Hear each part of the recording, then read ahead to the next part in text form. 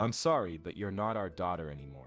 Those words echoed in my ears as I stood on that graduation stage, valedictorian sash draped across my shoulders, looking out at hundreds of faces in the audience. Everyone was there. Everyone except the two people who raised me for 18 years. The two people who taught me to ride a bike, helped with homework and tucked me in every night. The two people who looked me in the eye 3 months earlier and told me I was no longer welcome in their home. My name is Sarah, and this is the story of how my greatest achievement became my most painful moment. How a family that once felt unbreakable shattered over something I never chose.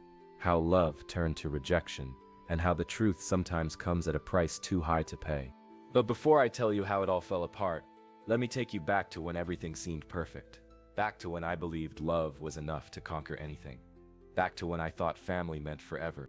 Thank you so much for clicking on this video. I know you have countless options for how to spend your time, and I'm truly grateful you chose to be here with me today.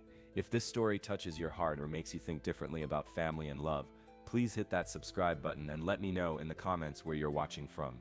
Your support means everything to me, and I love connecting with viewers from all around the world. Now, let's dive into Sarah's story. Sarah Mitchell grew up in Millbrook, a small town in Ohio where everyone knew everyone, and secrets were harder to keep than promises. She lived in a 2-story colonial house with white shutters and a wraparound porch that her father, David, had painted every 3 years like clockwork. Her mother, Linda, kept a garden in the backyard that was the envy of every neighbor on Maple Street. To anyone looking from the outside, the Mitchells were the picture-perfect American family. David worked as a high school principal, respected by students and parents alike. Linda taught 3rd grade at the elementary school and was known for her patience and creativity. And Sarah, their only child, was the kind of daughter every parent dreams of having. She excelled in everything she touched.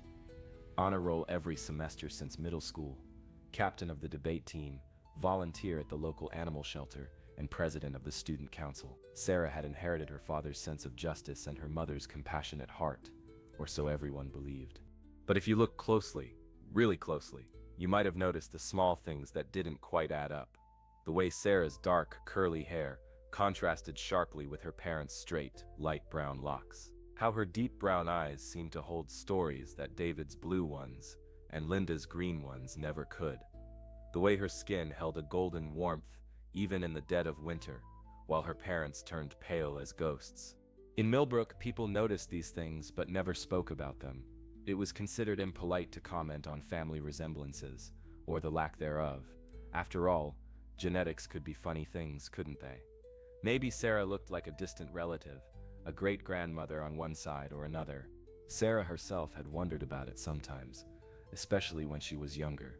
She'd catch glimpses of herself in mirrors next to her parents and feel a strange disconnection, like looking at a photograph where one person had been photoshopped in from a completely different picture. But children have a remarkable ability to accept their world as it is, and Sarah's world was filled with love, stability, and endless encouragement. David would spend hours helping her with math homework at the kitchen table, his patience never wavering even when she struggled with concepts that seemed to come easily to her classmates. Linda would braid her hair every morning before school, taking extra time to work with Sarah's thick, textured hair that required different care than her own. They celebrated every achievement, big and small. When Sarah won her first spelling bee in 5th grade, they took her to her favorite restaurant and let her order dessert before dinner. When she made varsity debate team as a sophomore, David rearranged his schedule to attend every competition, driving hours to small towns across Ohio to watch his daughter argue cases with the passion of a seasoned lawyer. The Mitchell home was filled with Sarah's artwork, certificates, and photographs. Her bedroom walls were covered with ribbons and medals, each one representing hours of hard work and her parents' unwavering support. Linda kept a scrapbook for every year of Sarah's life, carefully documenting milestones, funny quotes, and precious moments. But even in this atmosphere of love and support, there were moments that felt different. Conversations that stopped when Sarah entered a room. Hushed phone calls that ended abruptly when she came downstairs for a glass of water. Family reunions where distant relatives would give her strange looks, as if trying to solve a puzzle they couldn't quite figure out. Sarah learned to navigate these moments by focusing on what she could control: her grades, her goals, her future. She threw herself into her studies and extracurricular activities with an intensity that impressed her teachers and sometimes worried her parents. It was as if she was trying to prove something, though she couldn't have articulated what. Everything changed on a cold February afternoon during Sarah's senior year. She was at home, working on her valedictory speech, when she heard her parents talking in heated whispers in the kitchen.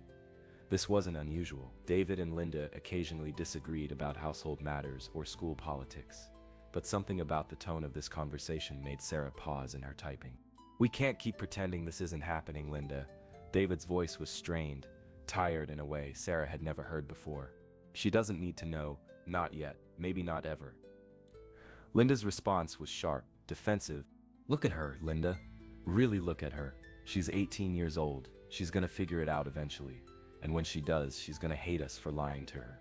Sarah felt her stomach clench. They were talking about her. She saved her document and crept closer to the kitchen, staying just out of sight. "She's our daughter, David.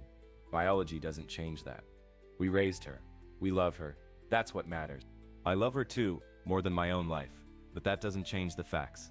And the facts are going to come out whether we want them to or not." Sarah's mind raced. Biology. Facts. What were they talking about? She pressed herself against the wall, straining to hear more. "The Hendersons are talking, Linda. Jim Henderson came up to me at the grocery store yesterday and asked point blank if Sarah was adopted. He said his wife has been wondering for years." Sarah's breath caught in her throat. Adopted. Was that what this was about? She'd never considered the possibility, but suddenly, so many things started to make sense. The physical differences, the stopped conversations, the way some people looked at her family. "What did you tell him?" Linda's voice was barely a whisper now. "I told him it was none of his business. But Linda, if Jim Henderson is asking, others are thinking it too. And Sarah, she's smart. She's going to start putting pieces together.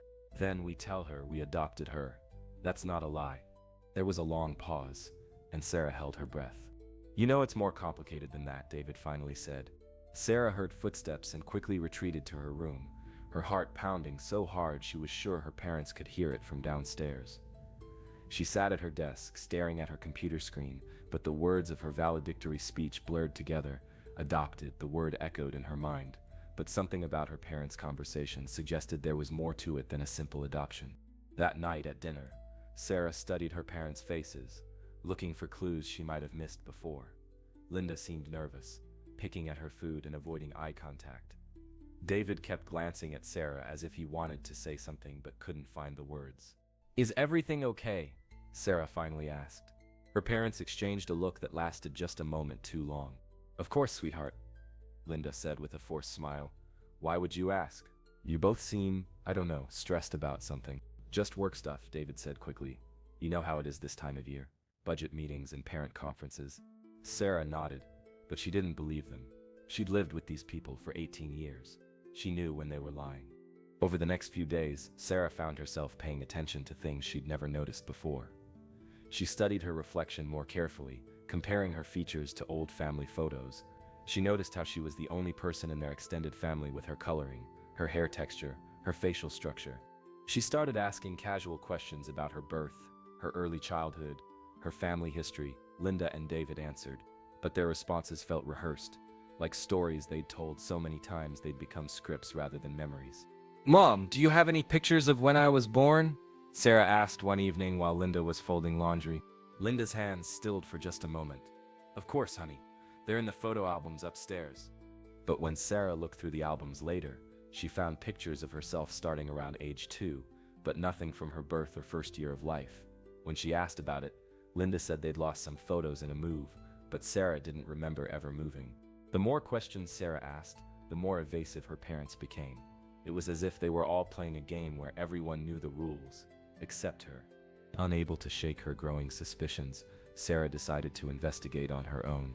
She started with the family computer, searching through old documents and files. She found school records, medical records, and family photos, but nothing that definitively answered her questions about her origins. Next, she decided to visit the Millbrook Public Library, where local birth records and newspaper archives were kept. Mrs. Patterson, the librarian who had known Sarah since she was a little girl, was happy to help her with what she said was a genealogy project for school. Sarah's hands trembled as she scrolled through microfilm of local newspapers from 18 years ago, looking for birth announcements. She found dozens of them, but no announcement for Sarah Elizabeth Mitchell, born on March 15th to David and Linda Mitchell. Growing more determined, Sarah requested access to birth certificate records. This required a formal request and proof of identity, but since she was 18, she was legally entitled to the information. While waiting for the paperwork to process, Sarah decided to approach the mystery from another angle. She drove to the hospital, where she'd always been told she was born, and asked to speak with someone in records. The elderly volunteer at the information desk looked confused when Sarah asked about her birth. "Honey, I've been volunteering here for 25 years, and I know this place like the back of my hand. We don't have a maternity ward. Never have. Women in Millbrook go to Regional Medical Center in Columbus for deliveries." Sarah felt the world shift beneath her feet. She'd been lied to about something as basic as where she was born. That evening, she confronted her parents. "I went to Millbrook General today," she announced over dinner. "They don't deliver babies there, they never have." The silence that followed was deafening. Linda set down her fork and stared at her plate. David closed his eyes and rubbed his temples. "Sarah," David began, his voice heavy with exhaustion. "Don't," Sarah interrupted. "Don't give me another lie. I'm 18 years old. I'm valedictorian of my graduating class. I'm not a child, and I'm not stupid. I know you've been lying to me about something, and I want to know what it is." Linda looked up with tears in her eyes. "Sweetheart, some things are complicated. Adult things that..." The what? That I'm too young to understand? "I'm going to college in the fall. I'm legally an adult. Whatever this is, I can handle it." David and Linda looked at each other, having one of their silent conversations that had always made Sarah feel like an outsider. "You're right," David finally said. "You deserve the truth. But Sarah, once we tell you, we can't take it back. Are you sure you're ready for that?" Sarah's heart was pounding, but she nodded. "I'm ready." David took a deep breath. "You weren't born at Millbrook, General. You weren't born in Millbrook at all. We adopted you when you were 18 months old." Sarah felt a strange mix of relief and confusion. Adopted. It explained so much, but something in her parents' demeanor suggested there was more. "Okay," she said slowly. "Why didn't you ever tell me?" "We wanted to," Linda said, tears flowing freely now. "We always planned to tell you when you were older. But as the years went by, it became harder. You were so happy, so settled, we were afraid you'd feel like you didn't belong, or that you'd want to find your birth parents and leave us." "I would never leave you," Sarah said, reaching across the table to take her mother's hand. "You're my parents. Biology doesn't change that." Linda squeezed her hand, but David looked even more troubled. "Dad, what is it?" "There's something else, isn't there?" David stood up and walked to the window, his back to his family. The adoption, it wasn't through an agency. It was private. More than private. It was complicated. "Complicated how?" "Your birth mother," David said, his voice barely audible. "She was very young, younger than you are now. And she was in a difficult situation." Sarah waited, sensing there was more. She was black, Sarah, and she was unmarried, and she was scared. In 1987, in a small town in Kentucky, those things mattered more than they should have. The room fell silent. Sarah stared at her father's back, processing what he'd just told her. She was black. Her birth mother was black. Suddenly, everything made perfect, terrible sense. "You're biracial," Linda said softly. "Your birth father was white, but your mother, she was a beautiful young black woman who wanted a better life for you than she could provide." Sarah looked down at her hands, seeing them as if for the first time. Her golden skin, her curly hair, her features that had never quite matched her parents'. It all made sense now. "How did you find her? How did you adopt me?" David turned around, and Sarah could see tears in his eyes. "Through someone we knew. Someone who knew about young women in difficult situations who needed help." "What was her name?" "My birth mother." "Jasmine," Linda whispered. "Jasmine Washington. She was 17 years old." Over the next few weeks, Sarah became obsessed with learning more about Jasmine Washington and the circumstances of her adoption. She searched online, looked through public records, and even hired a private investigator with money she'd saved from her part-time job. What she discovered shattered her understanding of her family and herself. The private investigator, a kind woman named Detective Rodriguez, called Sarah on a Thursday afternoon in March with information that changed everything. "Sarah, I found records of your birth mother." Jasmine Washington did exist, and she did give birth to a baby girl in March of 1987. But Sarah, The circumstances of your adoption weren't what your parents told you. Sarah gripped the phone tighter. What do you mean? Jasmine Washington didn't willingly give you up for adoption. According to the records I found, she was pressured into it by her family and local authorities. There's documentation suggesting she tried to change her mind several times, but she was told it was too late. Sarah felt sick. Are you saying I was taken from her? Not exactly taken, but Sarah, there are records of payments made to intermediaries. Large sums of money that changed hands to facilitate your adoption. And there's something else. Jasmine Washington is still alive. She lives in Louisville, Kentucky. And Sarah, she's been looking for you. The phone slipped from Sarah's hand. Her birth mother was alive and had been searching for her all these years, while Sarah grew up believing she'd been willingly given away. That evening, Sarah confronted her parents with this new information. The conversation that followed was the most painful of her life. You bought me, she said, her voice shaking with anger and hurt. You literally bought me from a 17-year-old girl who didn't want to give me up. David and Linda sat on the couch, looking older than Sarah had ever seen them. It wasn't like that, David said weakly. Then tell me what it was like. Tell me how you can justify taking a baby from her mother. We were told she couldn't care for you, Linda said through tears.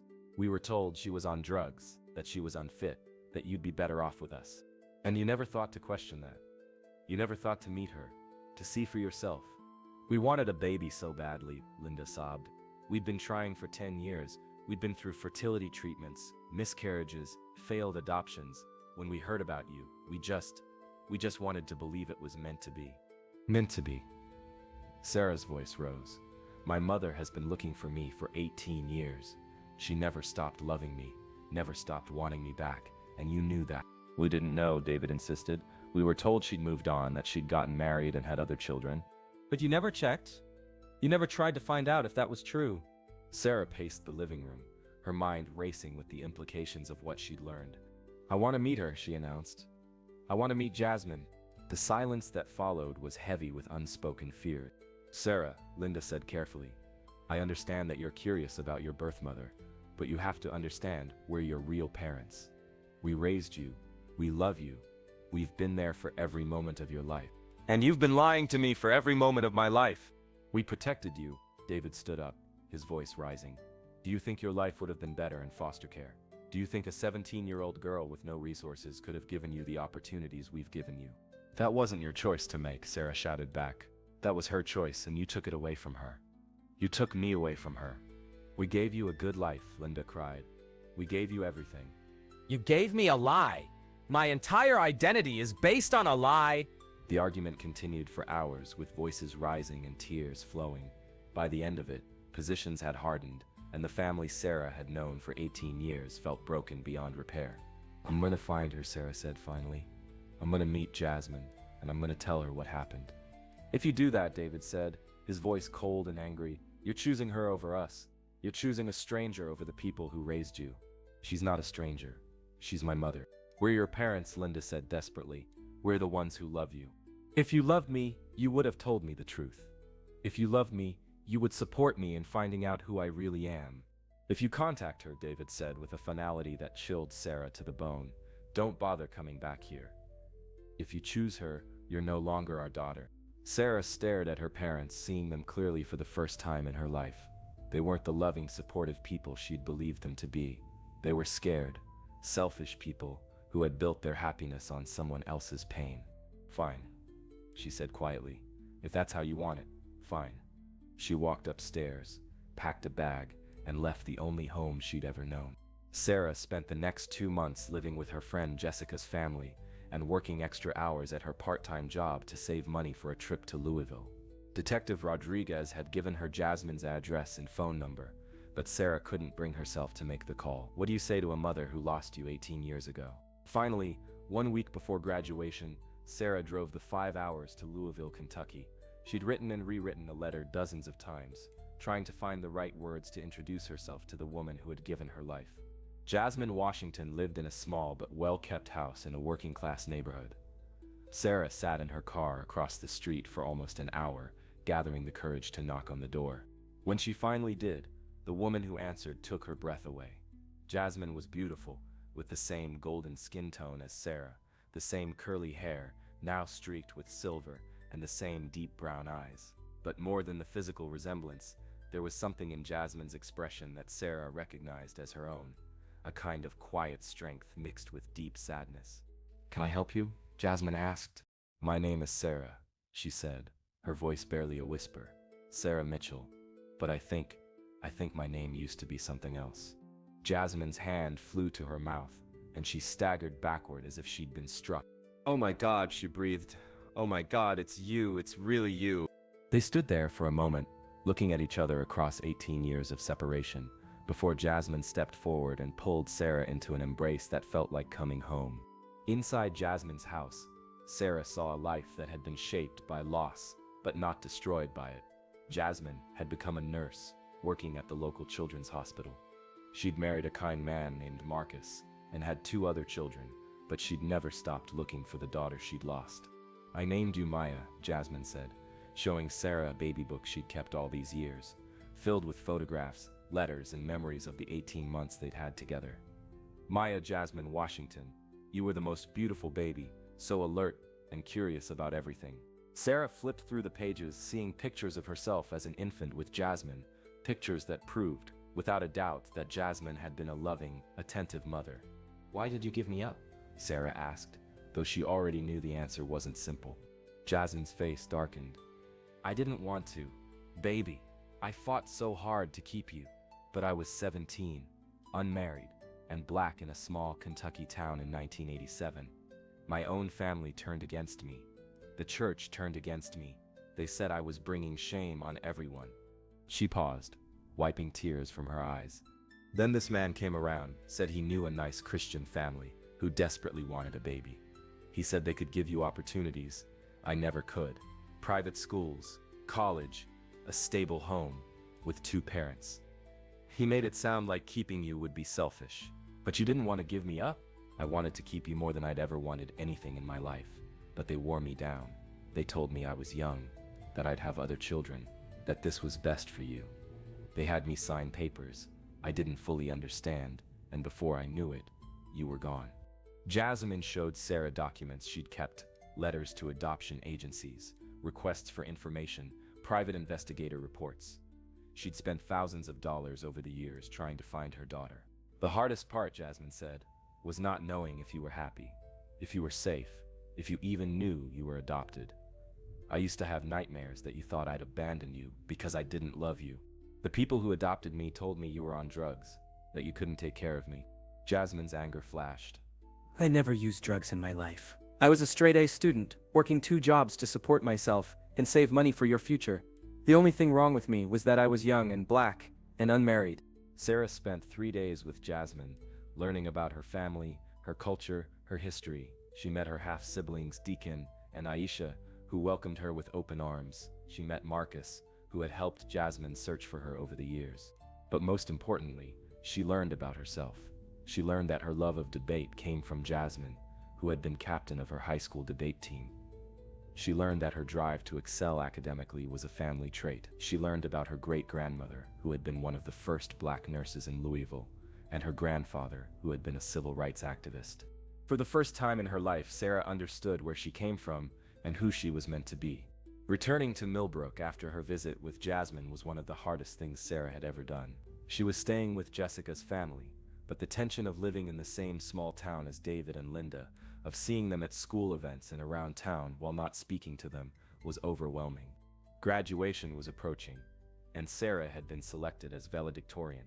She had won a full scholarship to Ohio State University, where she planned to study pre-law with the goal of becoming a civil rights attorney. It was a path that felt right in a way nothing ever had before. But the thought of walking across that stage without the people who had raised her was heartbreaking, even though she was still angry with them. 2 weeks before graduation, Linda appeared at Jessica's house, asking to speak with Sarah privately. "I know you probably don't want to see me," Linda said, tears already forming in her eyes.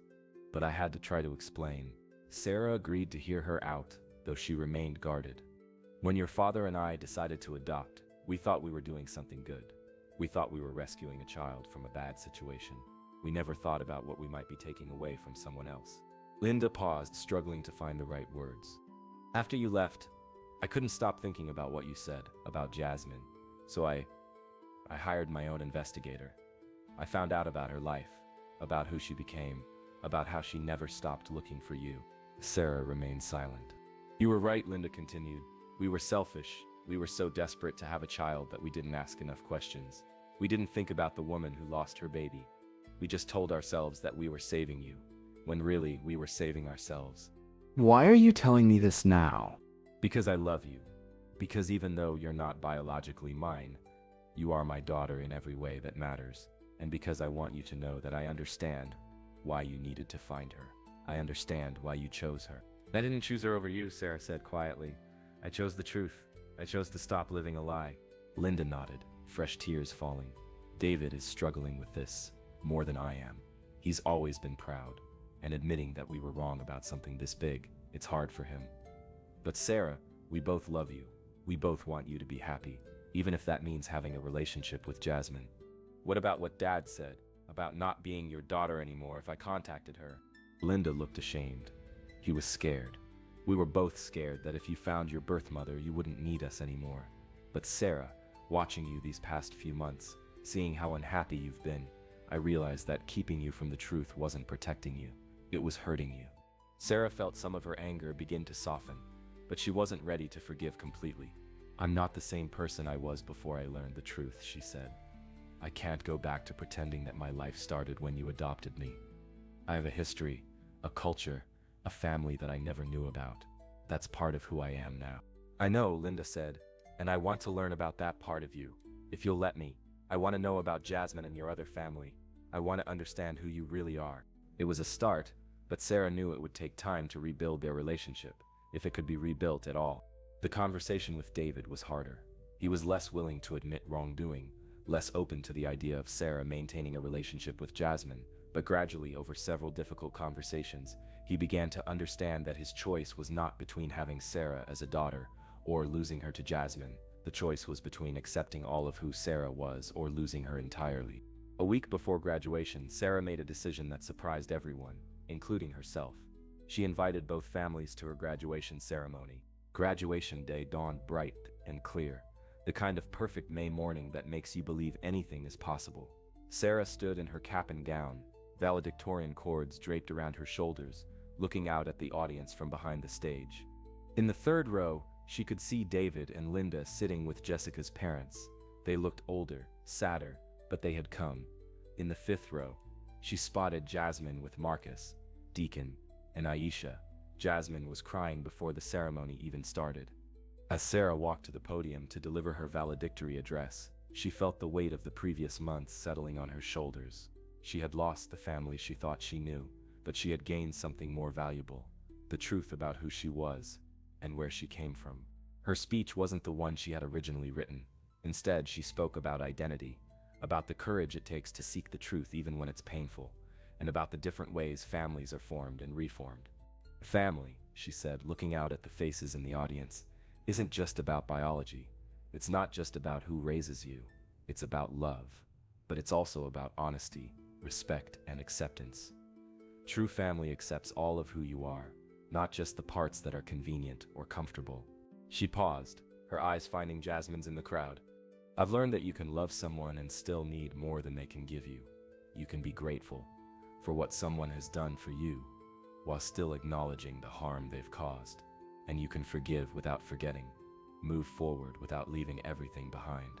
When she received her diploma, and the announcement was made that she was headed to Ohio State on a full scholarship, both families cheered. It wasn't the simple happy ending Sarah had once imagined for her high school graduation, but it was real, and it was hers. After the ceremony, there was an awkward moment when both families approached Sarah at the same time. For a moment, she thought there might be conflict, but Linda surprised everyone by approaching Jasmine first. Ms. Washington, Linda said, extending her hand. I'm Linda Mitchell. I've wanted to meet you for a long time. Jasmine looked at Linda's outstretched hand, then surprised everyone by pulling her into a hug. Thank you, Jasmine whispered. Thank you for taking care of my baby girl. It wasn't forgiveness exactly, and it wasn't friendship, but it was a recognition that they had both loved the same person, and that love, even complicated love, was something to be honored.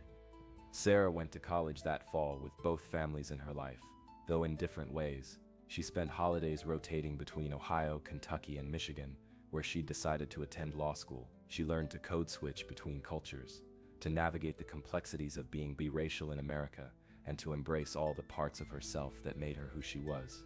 Years later, when Sarah became a civil rights attorney specializing in adoption reform, she would think back to that graduation day as the moment she stopped trying to be who others wanted her to be and started becoming who she was meant to be. The story of Sarah, Jasmine, David, and Linda doesn't have a neat, tidy ending because real life rarely does. Relationships were damaged and slowly rebuilt. Trust was broken and painstakingly restored. Love was tested and ultimately proved stronger than fear, though not without scars. But sometimes the most important stories are the messy ones, the ones that remind us that family is complicated, that love isn't always enough, and that the truth, no matter how painful, is the only foundation on which real relationships can be built. Sarah never regretted seeking the truth about her origins, even though it cost her the simple, uncomplicated family she thought she had, because in losing that illusion she gained something more precious, the knowledge of who she really was, where she came from, and the strength that comes from living authentically. And in the end, isn't that what we all want? To be known and loved for who we really are, not for who others need us to be?